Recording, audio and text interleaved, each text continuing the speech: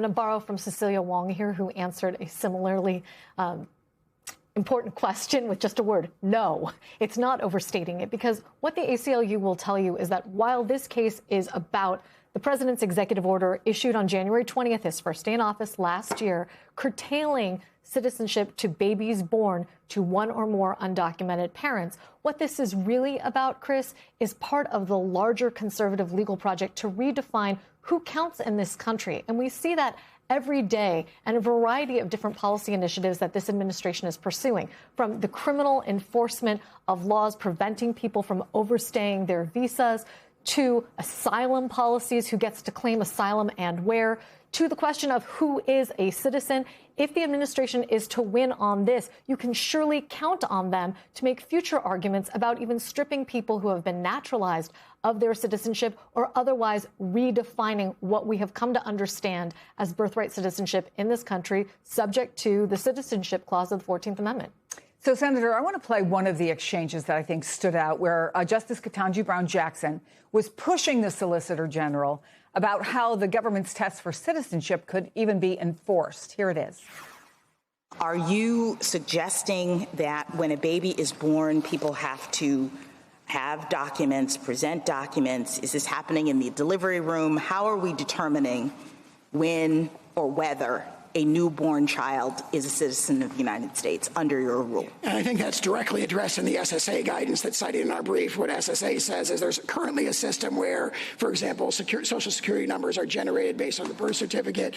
They say this can still be, for the vast majority of instances, completely transparent. You will still get a... No, not transparent. I'm just talking about the particulars, because now you say your rule turns on whether the person intended to stay in the United States. And I think Justice Barrett brought this up. So are we bringing pregnant women in for depositions? What are we doing to figure this out?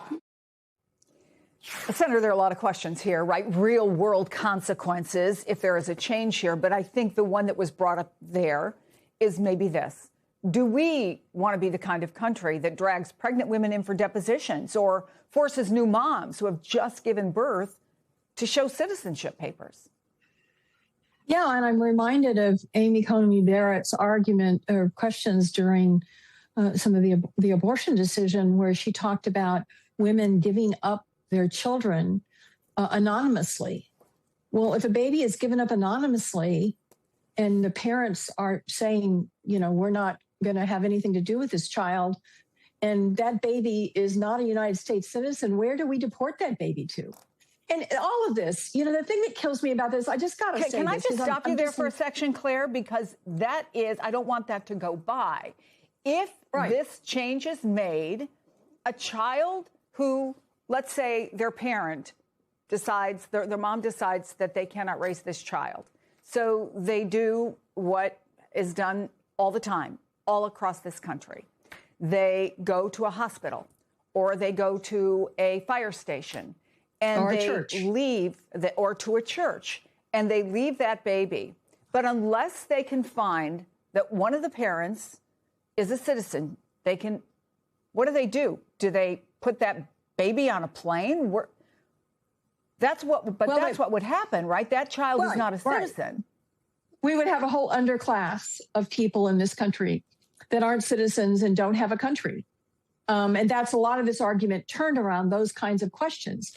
But the thing that kills me about this argument is I sat in the United States Senate and I interviewed potential justices for the Supreme Court and for other levels of the federal judiciary. And the overriding theme of those justices and judges that were appointed by Republicans, and the Republican senators, were plain meaning, don't legislate from the bench, textualism.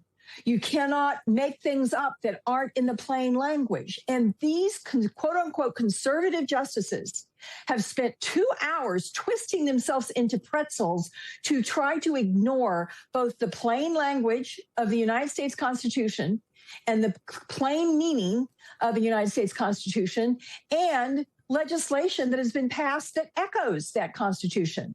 These are not conservative justices. These are liberal justices that are trying to legislate from the bench based on the stroke of a pen of one president. And they made these arguments and asked these questions, Allie, in front of the President of the United States, whose position on this is very clear. Why was the president there, and did he stay? I mean, that was surprising news when we heard it overnight, that the president of the United States was not just going to be in the room listening in some cases to justices that he himself appointed over the course of his prior term in office, but also justices who he has so recently criticized in quite colorful language, saying that their decision, for example, against him on the tariffs that he initially put in place made him sick. I also have some reporting from our colleague here, Drake Traylor, who has been talking to White House sources to try to explain the thinking for the president as he sat in that room in the public section of the Supreme Court. Again, the first president in history to do so. One of these senior officials told our colleague Jake it's an important case. He has every right to attend, and certainly that is true. But a former White House official seemed to be thinking of the fact that he was there as in something that wasn't just happening in a vacuum, which of course it wasn't. And this person told Jake that behind closed doors, there's a realization of the tremendous legal wall this is to climb, this being the argument that John Sauer, the Solicitor General, had to make on behalf of the administration. But then also this former official told our colleague, I'm not sure of the calculation from him to go today. It will be perceived as intimidation, and some justices won't like that. It also brings us back, Chris, to the reason why other presidents have not attended the court.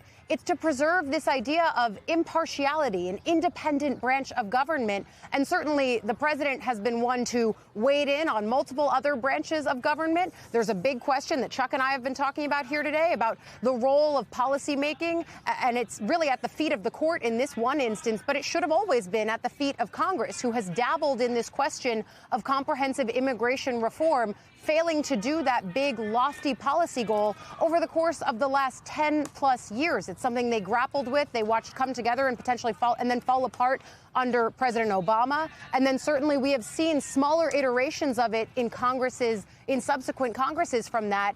And this is a Congress that has been incapable of grappling with major questions about our U.S. immigration system. And I think one of the key things that we're watching the Trump administration do, certainly in putting forward an executive order like this one that is now at the feet of the Supreme Court, but then also in other iterations of their immigration agenda, is sort of poking holes in the things that Congress should have solved for in a comprehensive bipartisan fashion a long time ago.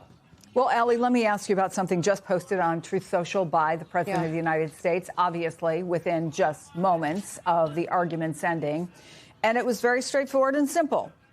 We are the only country in the world stupid, as you can see, all in caps, stupid enough to allow, in quotation marks, birthright citizenship, signed President Donald J. Trump. I think we can say unequivocally, this is a president for whom impartiality and separation of powers have never been top of mind.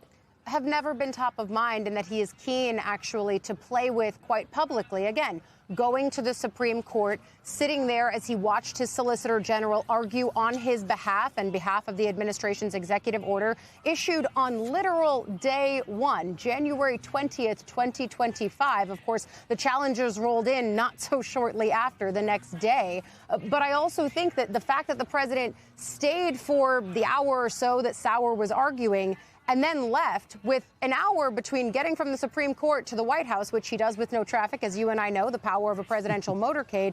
He didn't have another event, but he chose not to stay, it seems, to listen to the other side of that argument. Of course, as we were listening to it play out, I think it was fascinating as we were sitting here anchoring the prior 2 hours to hear the skepticism on the part of most of the justices, Chris, to the argument that Sauer was putting forward. And that tracks with the fact that in order for this to get to the Supreme Court, it went through multiple legal challenges, even conservative-leaning justices seeming to say that they thought the administration might be overshooting here in what they were trying to do. Again, trying to get at one of the foundational bedrocks of this country, which is that if you are born here, you are a citizen here. So, Chuck, to the point of the president, I want to play part of what he said last night about this court, these justices. I love a few of them. I don't like some others. And, you know, you say what you want, but you have the ones that were appointed by Barack Hussein Obama and Biden. I don't care how good your case is. You can have the greatest case ever. They're going to rule against you. They always do. And it's not supposed to be that way.